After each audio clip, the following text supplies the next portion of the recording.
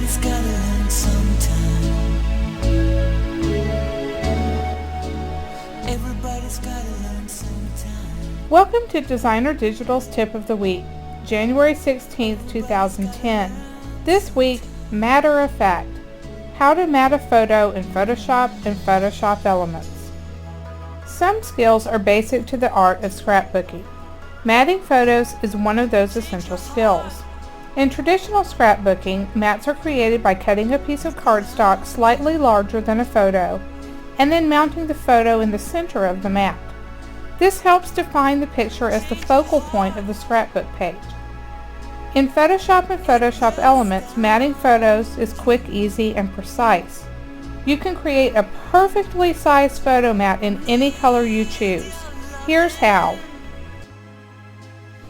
Open a scrapbook page or a new document and a photo.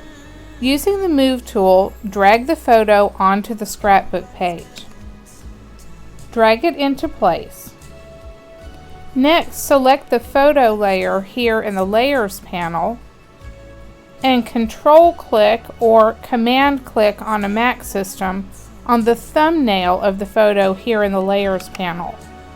This places a selection around your photo. You'll be able to see the selection because it'll look like marching ants surrounding your photo.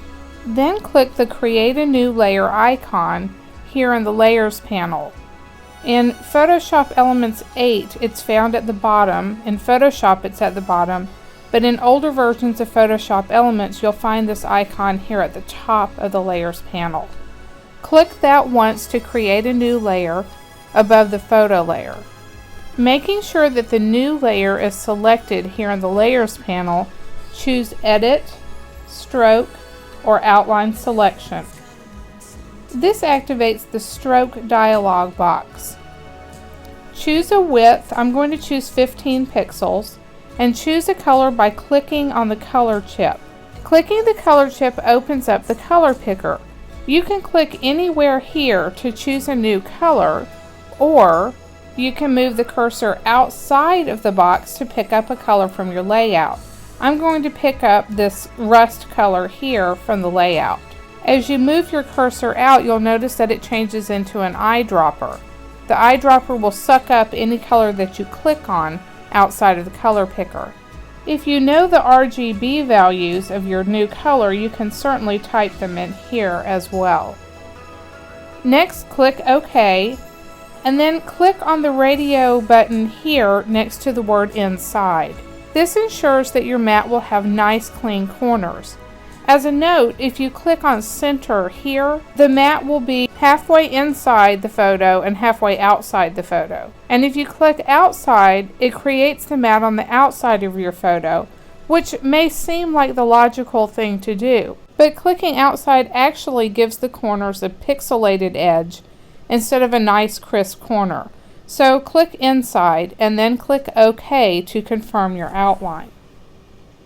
Your mat will be created on its own layer, so if later you decide that you don't want the mat, just drag the layer to the garbage can here in the Layers panel, or you can hide the layer by clicking the layer visibility icon here to the left of the layer. This just hides the mat. I'll make it visible again, and then to remove the selection, press Ctrl D, or on a Mac system, Command D. That removes the marching ants or the selection from around your photo. I like creating my mats on their own layer because later, if I want to use patterned paper as the mat, I can just use the stroke layer as a clipping mask to digitally glue paper to the mat. If you prefer rounding the corners of your photos, check back next week for our tip on matting photos with rounded corners and learn a different technique for creating photo mats. Everybody's gotta learn sometime. Everybody's gotta learn sometime.